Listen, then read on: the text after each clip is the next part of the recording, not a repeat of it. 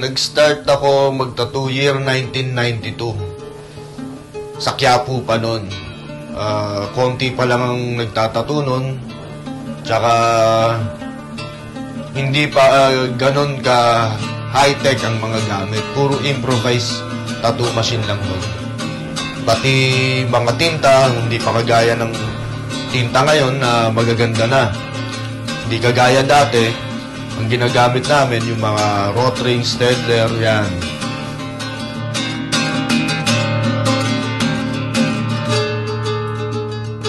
Ang mentor ko sa pagtatattoo ay si Alexander Cabaluna. Siya rin ang unang nagtattoo sa akin at nagturo ng mga tamang proseso.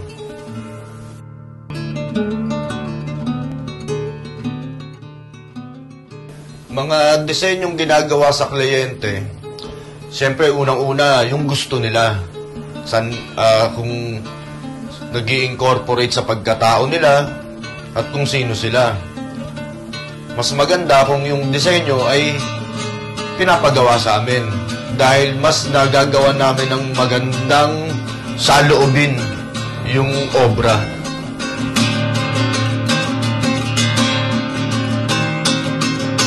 Mga trials nung nagsimula ako magtattoo ay unang-una, syempre, kung paano gumawa ng magandang linya na hindi napuputol at hindi gumagalaw pagdating sa balat. Pangalawa, yung shading, kung paano kukunin yung magandang hagod na hindi nakikita ang karayom sa balat. At ang pinakamatinding trial dyan ay yung balat ng tao. Kasi hindi lahat ng balat ng tao ay pare-pareho. Lalo na kapag foreign skin, iba ang texture ng balat niyan. Hindi kagaya nating mga Asian, magagandang skin texture.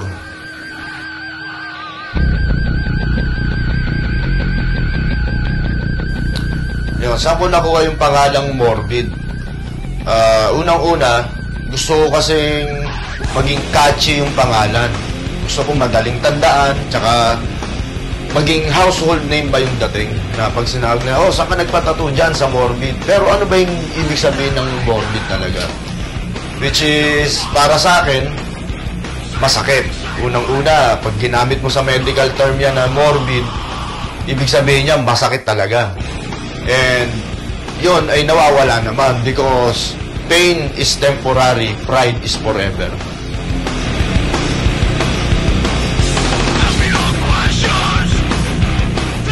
Fulfillment na nakukuha ko sa pagtatattoo. Unang-una, syempre, nasasatisfy ko yung mga client.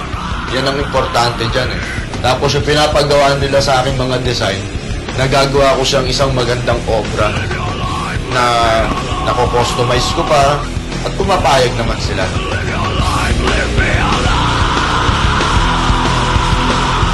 Ang pinagkaiba ko sa ibang artist ay sa akin, unang-una, mahal ko yung ginagawa ko.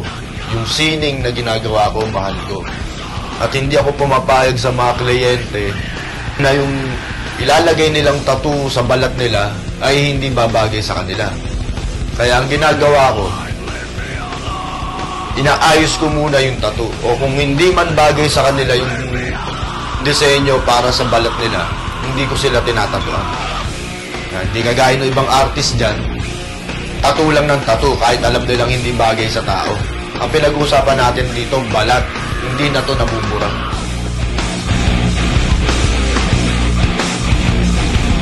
Palagi siya sa family bonding kasi minsan super busy sa work, wala siyang time. So, kapag may ganun na nangyayari, nag-aano po siya, set aside ng time. Minsan, mga 1 week, 2 weeks, may family outing kami.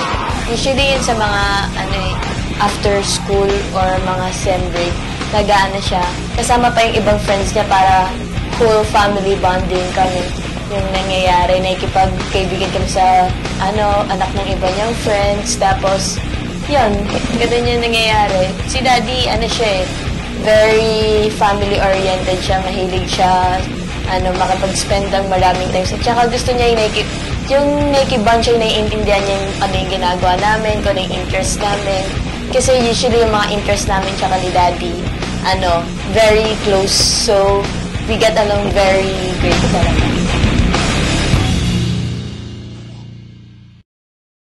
Yung memories kay Daddy nung nag-start siya, medyo hindi ko maalala kasi bago pa ako pinanganak, nagtatattoo na siya. So, yung nag-start siya mag-tattoo, ako yung parang naging kaming mga magkakapatid, pero nung una ako lang, yung inspiration niya kapag nagtatattoo. Yung minsan, pupunta ako sa shop niya, tapos titigan ko siya mag-tattoo sa ibang clients niya. Tapos, yung minsan yung ginagawa na din namin bonding, yung minsan nagtuturo siya sa amin magkakapatid kasi interested din kami sa drawing. Yung reaction ng friends ko, actually, very surprising siya minsan. Kasi, minsan naisip ko, wow, matatakot sila kay Daddy. Yung iba natatakot. Minsan natatakot sila, tapos parang ako, bait-bait ni Daddy, ba't sila matatakot? Yung reaction ng karamihan, sobrang cool daw ni Daddy, ang badass niya daw yung sinasabi nila. So, yun, nakakatuwa naman kasi ang daming taong nag-aano kay Daddy yung capacity. Tapos ako parang, yun, masaya kasi may, medyo may name na din si Daddy. So, minsan parang kilala ng, mga kaibigan ko. Tapos, minsan naman, what do you call that? Minsan, nagpapa-inquire na sila sa akin kung magkano magpatuto kay Daddy. Ganun na yung questions minsan ng mga kaibigan ko. Pero on and all, usually maganda yung nagiging reaction nila. Parang natutuwa talaga sila. Parang minsan dun ko pala nakukuha yung mga art. Kasi minsan mahilig din ako mag-drawing. Nakikita nila yung mga artworks ko. Tapos parang alam na nila kung kanino ako nagmana. Of course. Gusto ko magpatattoo actually, as much as possible kay Daddy talaga, pero minsan medyo medyo worry siya kasi. Pero in the near future talaga, kukuha ko ng tattoo, tas gusto ko si Daddy magtatattoo sa akin.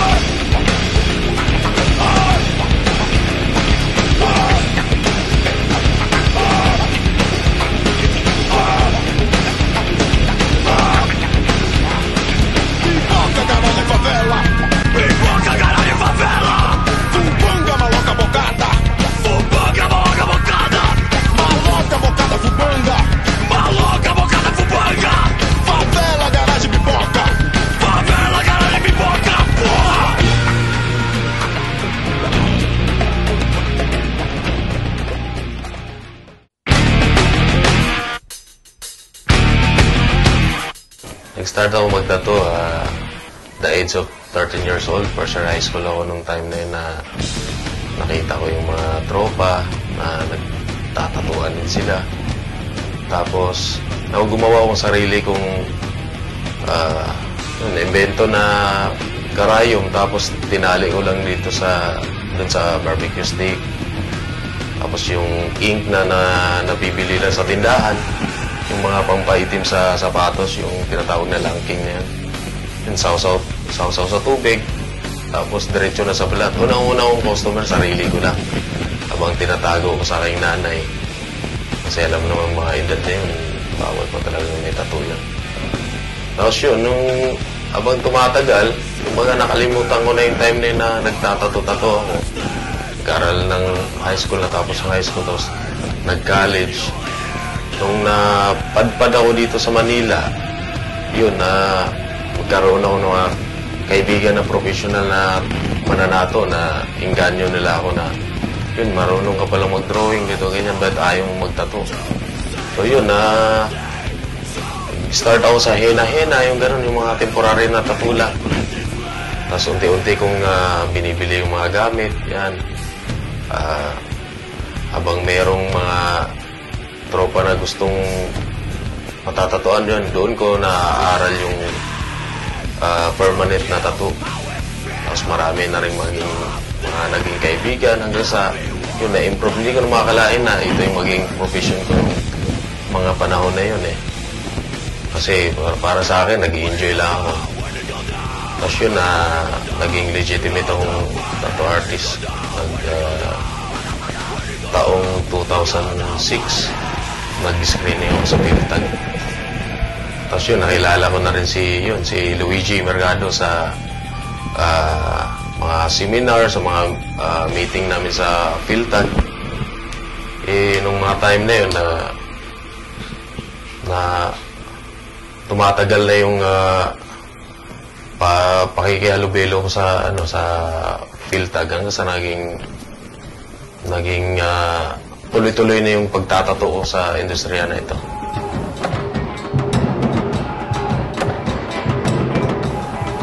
Nung taong 2006 na pumuntang Korea si Luigi, ako yung naging tao niya dun sa Malibay. Tapos mga ilang buwan lang din ata nung bumalik na rin siya. So, yun, magkasama kami sa shop. Tapos, nag-asawa na rin ako. So,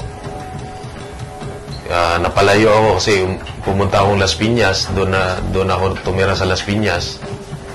At may ibang bagong opportunity na magtato sa Glorieta, doon sa may Goldcrest. Nagtato ako sa Goldcrest ng mga almost 2 years din. Sa mga 2007, 2008, nagkaroon ng blast yung time na yun sa Goldcrest, kaya nawala rin kami doon sa Goldcrest. Tapos sa Makati Cinema Square, tinawagan ako ni Pare Luigi na pwede ba akong maging kasama niya ulit dito sa shop sa Cash and Carry.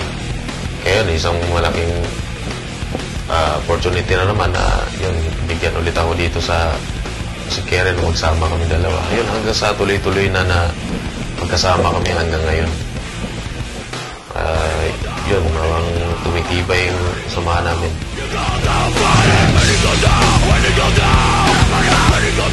Mga gusto ko talagang gawing pagdating sa tattoo is yung mga black and gray, customized, lalo na yung ibibigay lang ng customer yung gusto nilang tattoo. Sinasabi lang nila, gusto ko ng ganito, gusto ko ng angle bar, sample, tribal lang ganito, ganyan.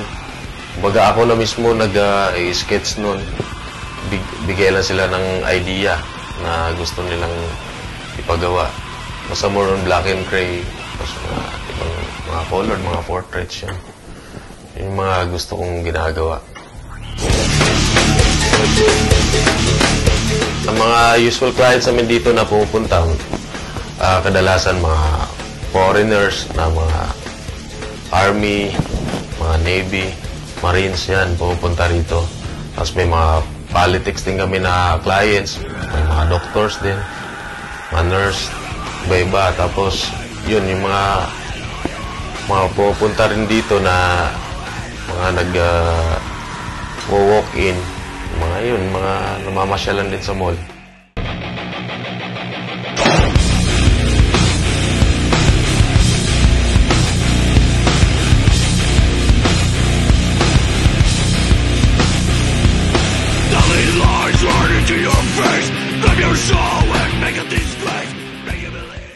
Ako nga pala si Wojtyla or Trey Mercado, manager ng Morbid Tattoo and Body Piercing. Ang number one priority dito sa shop, dapat i-maintain yung sanitation. Tapos, kailangan palaging maayos. And then, pag mayroong mga clients na pumapasok, pag magpapagawa sila ng tattoo, ako nag-aasikaso sa kanila, gumagawa ng design.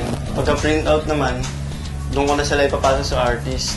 Minsan, may mga clients na kumontak sa amin through email, through phone. Ako na yung sumasagot sa kanila. Nag-start ako dito sa Morbid Tattoo and Body Piercing noong 2013, June. First experience ko, hindi pa ako sanay makapag-ugnayan sa mga clients. Hanggang sa ginaguide ako ni Kuya Luigi kung paano makipag-usap ng maayos. And then, habang tumatagal, medyo nag-improve naman pati yung language skills ko. Kasi dito sa shop, yung mga clients na karamihan pumapasok, iba-iba rin, iba-ibang lahi, Pinoy, Pinay, bakla, tomboy. And then, minsan, mga foreign clients, minsan makakausap ko rin ng maayos. Sa mga gusto mag-inquire, located kami, second floor, Cash and Carry Mall, South Super Highway, corner Emilia Street and Fillmore Street, Barangay Palanan, Makati City. We're open every day, 10 a.m. to 9 p.m. And then, you may contact us at landline or mobile, email, or you can visit our website www.morbidtattoo.com, and you can like us on Facebook.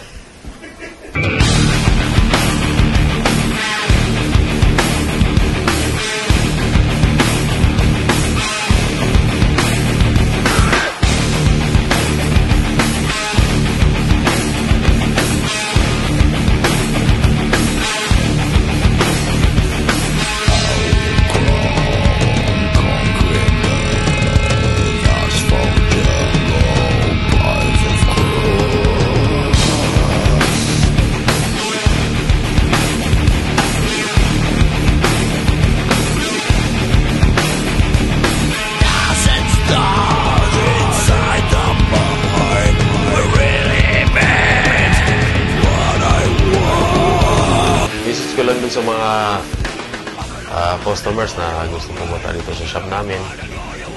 Ayun na, unang-una, isipan nyo munang mabuti yung gusto nyong ipapagawa na design.